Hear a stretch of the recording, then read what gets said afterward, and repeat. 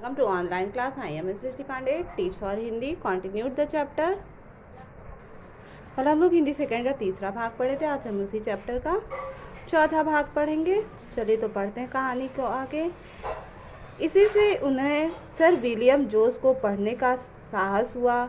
एक तो 100 रुपये महीना तनख्वाह, फिर सलकिया से चौरंगी तक रोज आने जाने के लिए मुफ्त में पालकी की सवारी। याद रहे उस समय पालकी की सवारी के लिए महीने के 30 रुपये से कम खर्च न होते थे।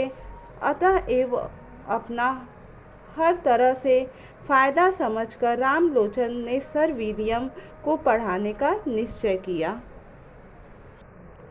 कवि भूषण जी ने सर विलियम जोस के साथ बड़ी बड़ी शर्त की, पर सर विलियम ने इतने उदार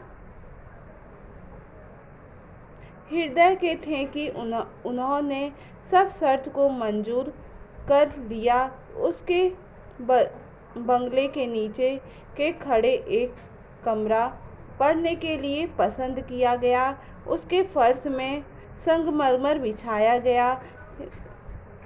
एक हिंदू नौकर रखा गया। उसके सदुपयोग का यह काम किया गया कि वह रोज हुगली से जल लाकर कमरे के फर्श को और थोड़ी दूरी तक दीवारों को भी धोए। लकड़ी की 2-4 कुर्सियां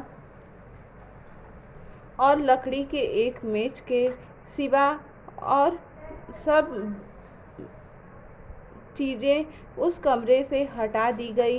ये चीज़ें भी रोज़ धोई जाने लगी। शिक्षा दान के लिए सवेरे से ही वेला नित्य हुई। पढ़ने के कमरे में कदम रखने से पहले सर विलियम को हुक्म हुआ कि एक प्याला चाय के सिवा कुछ खाया न पिए। यह भी उन्हें मंजूर करना पड़ा। कवि भूषण जी की यह भी आज्ञा हुई कि गौ मांस, वृष मांस, सूकर मांस मकान के अंदर न जा पाए। यह बात भी कबूल हुई। धन्यवाद। इसके आगे कहानी अगले वीडियो में।